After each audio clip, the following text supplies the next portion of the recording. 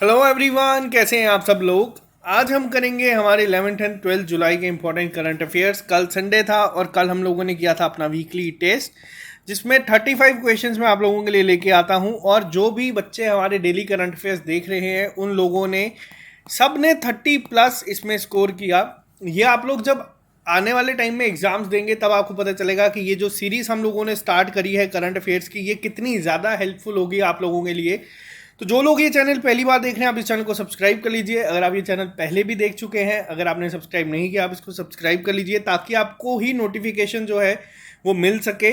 और अगर आपको ये वीडियोस पसंद आती है तो आप इसको लाइक कर दीजिए करें, जिससे हम लोगों को मोटिवेशन मिलती है कि जो कंटेंट हम लोग आपके लिए लेके आ रहे हैं वो आपको हेल्प कर रहा है किसी ना किसी तरीके से। तो चलिए स्टार्ट करते हैं आज के करंट अफेयर्स बिना ज़्यादा टाइम वेस्ट किए।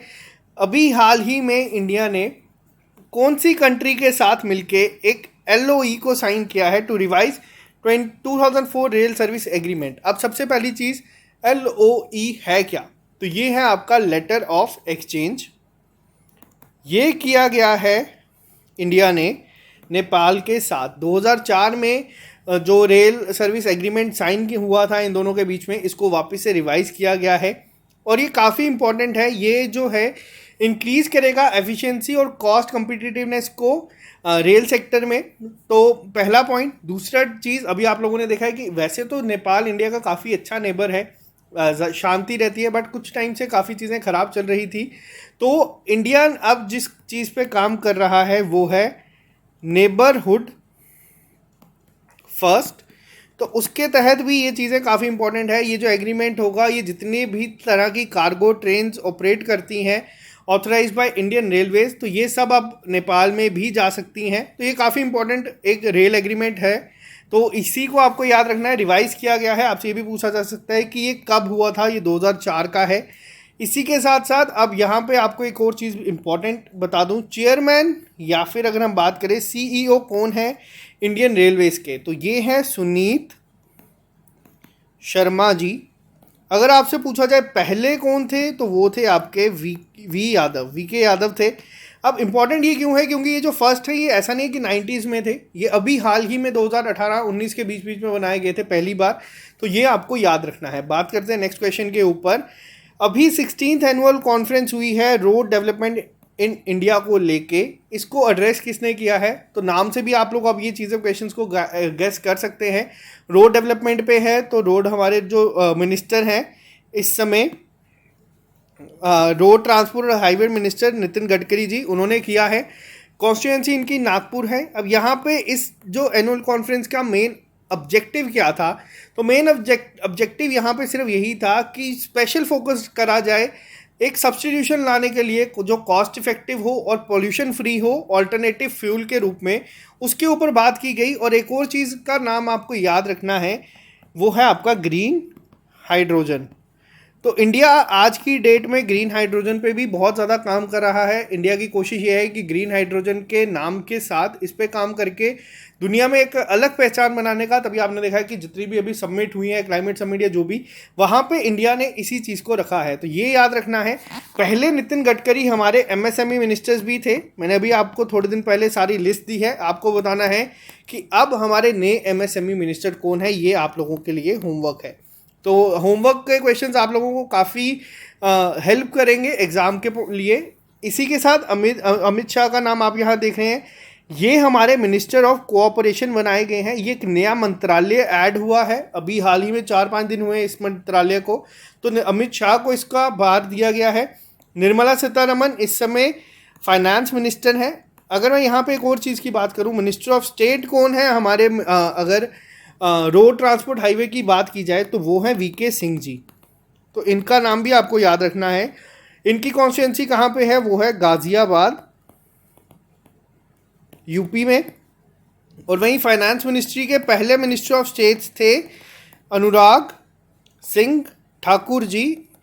इनका प्रमोशन हो गया है, अब ये नहीं है। बट अब ये जो बनाए गए हैं नए मिनिस्टर, आपको कमेंट बॉक्स में ये भी लिख के बताना है, क्योंकि यूथ अफेयर्स के लिए ये बनाए गए हैं। मैंने आपको पहले बताया था। तो ये काफ़ी इंपॉर्टेंट चीज़ें हैं। जितना आप रिकॉल करेंगे उतनी ही आप लोगों को चीज़ें याद आती जाएंगी और एग्ज़ाम में आपकी हेल्प करेंगी। आज का हमारा मोस्ट इम्पॉर्टेंट क्वेश्चन यहाँ पे आज के करंट अफेयर्स का यही है कि अभी हाल ही में इंडियन आर्मी ने अपनी एक मिलिट्री फायरिंग रेंज का नाम विद्या बालन फायरिंग रेंज रख दिया है। अब आपको बताना है वो फायरिंग रेंज कहाँ पे है। तो ये बहुत ही ज़्यादा इंपॉर्टेंट है।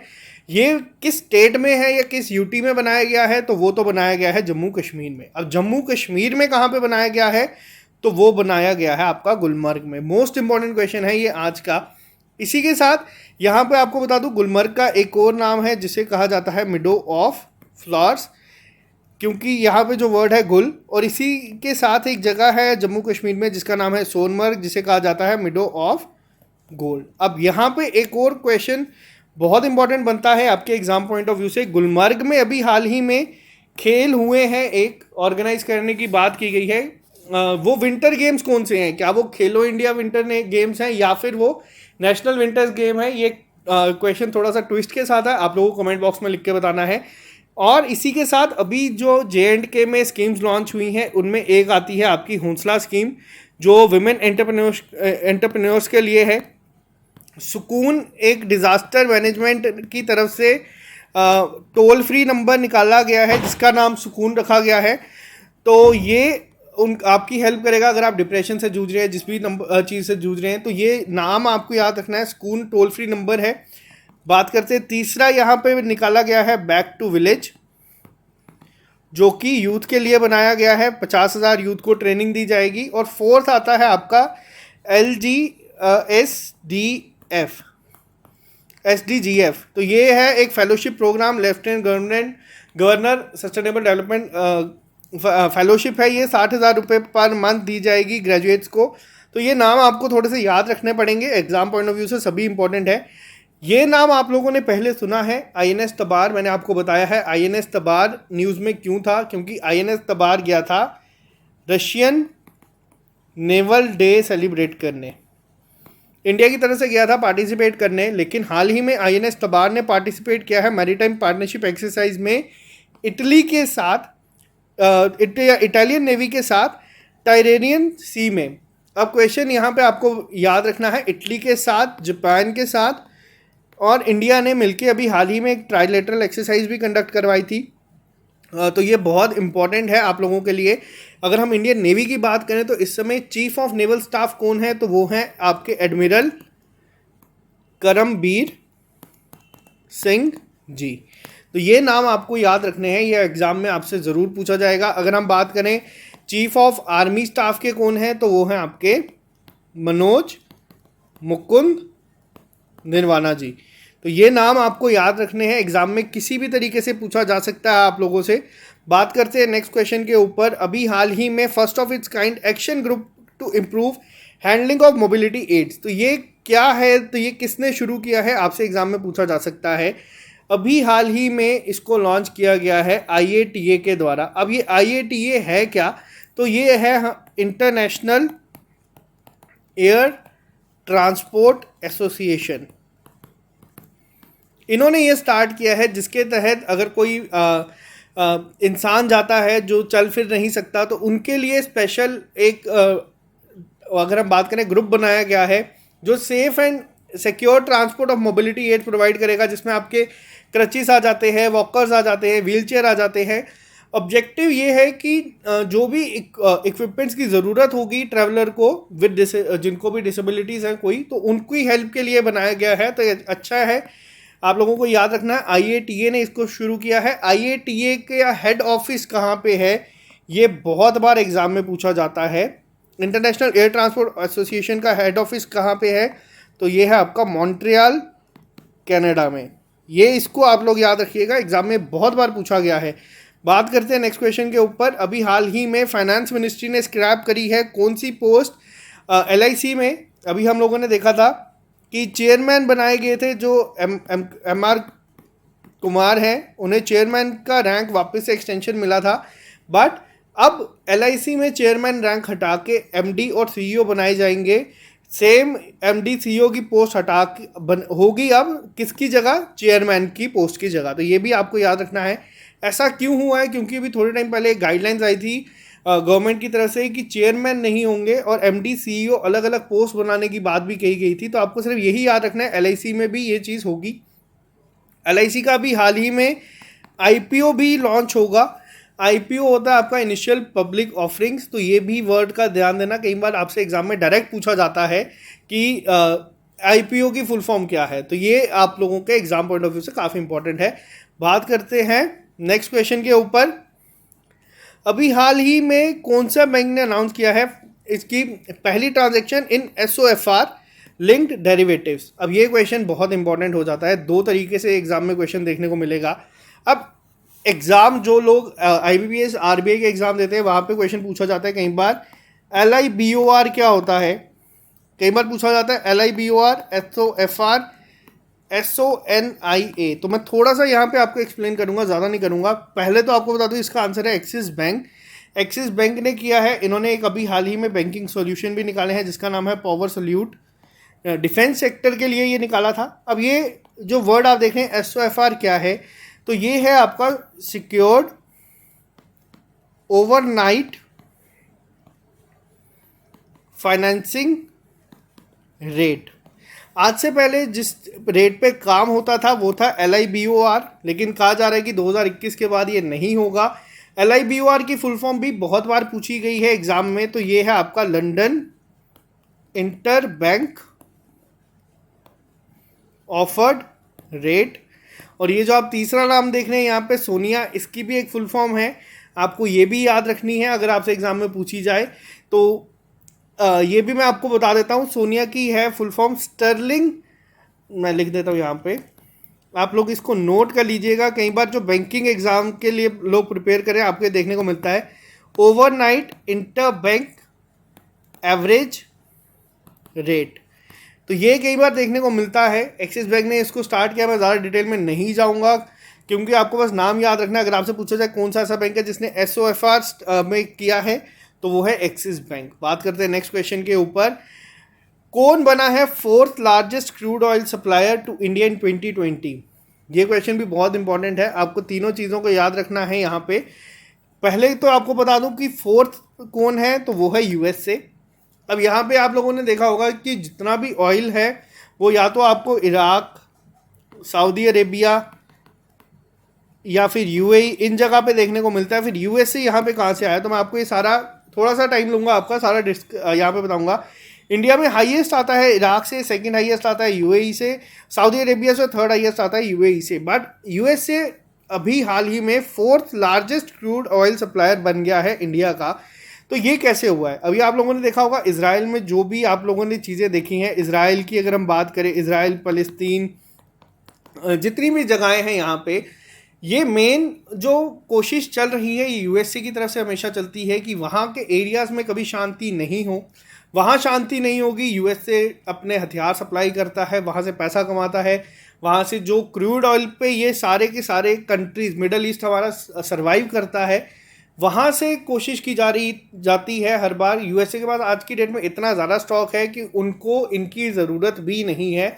तो यही चीज़ USA आगे सप्लाई करता है और USA अपना as a world supreme power आज की डेट में भी है। तो ये चीज़ें आपको याद रखनी है कि एग्जाम पॉइंट ऑफ व्यू से बहुत इंपॉर्टेंट हो जाती है। ऐसे भी नॉलेज अपने पास रखना कहीं ना कहीं आपको ज़रूर हेल्प करेगी। बात करते हैं नेक्स्ट क्वेश्चन के ऊपर। ये भी आज की डेट का आपका मोस्ट इंपॉर्टेंट करंट अफेयर्स है। अभी हाल ही में किसने अपना डिजिटल केंद्र, पहला डिजिटल केंद्र लॉन्च किया है गुजरात में? तो ये भी आपको पता होना चाहिए। अमेजॉन ने इसको कहा है कि उन्होंने अपना पहला डिजिटल केंद्र लॉन्च किया है। अब ये नाम से और अमेजॉन से आप कंफ्यूज मत होना, बहुत इंपॉर्टेंट है। इस तरीके के क्वेश्चंस आपको एग्जाम में ज़रूर देखने को मिलते हैं। अमेजॉन ने अनाउंस किया है कि वो इंडिया में इन्वेस्टमेंट कितनी करेगा, तो ये भी आपको बता दूं $1 बिलियन की इन्वेस्टमेंट उन्होंने कहा है कि वो करेगा, तकरीबन 75,000 करोड़ रुपीस के। तो ये उन्होंने कहा था कि इस साल में वो इंडिया में MSMEs को हेल्प करने के लिए करेगा और टोटल कहा गया है कि 10 बिलियन तक करेगा 2025 तक। तो अमेजॉन काफ़ी एक इम्पॉर्टेंट रोल प्ले कर रहा है यहाँ पे। अमेजॉन ने डिजिटल केंद्र बनाया गया है जिसके तहत कोशिश किया जाएगा कि जो MSME सेक्टर्स हैं हमारे 10 million Indian micro small medium enterprises को 2025 तक वो हेल्प करेगा ताकि वो भी डिजिटाइज हो जाए। तो बहुत इंपॉर्टेंट है ये आप लोगों के लिए। जगह का नाम याद रखना। बात करते हैं नेक्स्ट क्वेश्चन की। ओलंपिक्स के रिलेटेड आपको ज़रूर क्वेश्चन एग्जाम में दिखेगा, फिर वो क्या होगा वो पता नहीं। करंट अफेयर्स हम सारे यहाँ पे डिस्कस करते हैं। पहले इंडियन कौन से बने हैं, पहले ओवरऑल आज तक जितने भी ओलंपिक्स हुए हैं पहली बार एक इंडियन सिलेक्ट हुआ है जो एक जूरी मेंबर होगा ओलंपिक गेम्स का। तो ये कौन है, तो इनका नाम आपको याद रखना है, ये है पवन सिंह जी। आप इनको यहाँ पे देख सकते हैं, पवन सिंह पहले बने हैं। ये कौन से स्पोर्ट्स से रिलेटेड है, एग्जाम में आपको ये भी डायरेक्ट इसी तरीके से पूछा जाएगा, पवन सिंह कौन से स्पोर्ट्स से रिलेटेड है। अभी आप लोगों का जैसे ओलंपिक्स है, मैक्सिमम क्वेश्चन आपको ये नहीं पूछे जाएंगे जो अभी आप करंट अफेयर में देख रहे हैं, आपसे ये पूछा जाएगा डायरेक्ट कि पवन सिंह कौन से स्पोर्ट्स से रिलेटेड है, या फिर हम लोगों ने मिताली राज देखे थे वो कौन से स्पोर्ट्स से रिलेटेड है। तो ये आपको पता होना चाहिए। ये जो है ये शूटिंग से रिलेटेड है, शूटिंग फॉर्मर शूटर थे ये। तो ये पहले बनाए गए हैं जो जूरी मेंबर होंगे टोक्यो ओलंपिक गेम्स के इन शूटिंग स्पोर्ट्स। तो ये बहुत ज़्यादा इंपॉर्टेंट है। आपसे ये भी पूछा जा सकता है कि वर्ल्ड वाइड पार्टनर कौन है ओलंपिक गेम्स का, इस बार होंगे तो ओलंपिक गेम टोक्यो में, वर्ल्ड वाइड पार्टनर बनाया है थम्स अप को। तो ये भी याद रखना, बहुत ज़्यादा important exam point of view से क्वेश्चन बनते हैं। बात करते हैं नेक्स्ट क्वेश्चन के ऊपर। क्वेश्चन नंबर 11 क्या है आज का, पीएम नरेंद्र मोदी ने रिसीव की है फर्स्ट कॉपी, बुक का नाम आपको याद रखना है द रामायण ऑफ श्री गुरु गोविंद सिंह जी। ये बुक किसने लिखी थी, तो ये बुक लिखी गई थी लेट बलजीत कौर तुलसी जी के द्वारा। अब लेट बलजीत कौर तुलसी जी कौन थे, तो ये भी आपको थोड़ा सा आइडिया रखना है। ये एमपी थे, एमपी थे कहाँ से, एमपी थे ये राज्यसभा मेंबर थे छत्तीसगढ़ से। तो इनका निधन हो गया था अभी थोड़े टाइम पहले। तो इनके जो बेटे थे इन्होंने ये बुक दी है, बट ऑथर कौन है, वो है बलजीत कौर तुलसी जी। तो ये आपको याद रखना है। बात करते हैं नेक्स्ट क्वेश्चन के ऊपर, कौन सी स्टेट गवर्नमेंट ने अभी हाल ही में 3.08 लाख करोड़ का बजट पेश किया है फाइनेंशियल ईयर 2021 और 2022 के लिए। तो ये किया गया है वेस्ट बंगाल के द्वारा। वेस्ट बंगाल में अभी हाल ही में इलेक्शंस हुए हैं, जो जीते हैं ममता बनर्जी ने। ये वहाँ की सीएम इस समय यही है। कैपिटल आप लोगों को पता है कि कलकत्ता है। कलकत्ता में आपका ईडन गार्डन स्टेडियम है। ईडन गार्डन दुनिया का, अगर हम बात करें इंडिया का 3rd लार्जेस्ट स्टेडियम है, क्रिकेट स्टेडियम। 2nd लार्जेस्ट अभी हाल ही में राजस्थान में बनाया गया है। और लार्जेस्ट की अगर हम बात करें तो वो है आपका नरेंद्र मोदी स्टेडियम, जो कि मोटेरा गुजरात में है। कोलकाता में आपकी पहली बार मेट्रो चली थी। तो ये छोटी छोटी चीज़ें जितनी भी आपको याद होती है आप भी कमेंट बॉक्स में लिख दीजिए करें, ताकि आपको रिवाइज हो जाए। और गवर्नर कौन है यहाँ के, तो वो हैं जगदीप धनकर जी। तो ये थे आज के इंपॉर्टेंट करंट अफेयर्स आप लोगों के लिए। आई होप आप लोगों को ये सेशन पसंद आता है। मैं जितने करंट अफेयर्स इंपॉर्टेंट होते हैं यहाँ पे लेके आने की कोशिश करता हूँ। तो चलिए आज के लिए सिर्फ इतना ही रखते हैं, मिलते हैं आप लोगों से कल नए लेक्चर के साथ। Bye bye, take care, all the best, पढ़ते रहे, मेहनत करते रहे, गुड नाइट।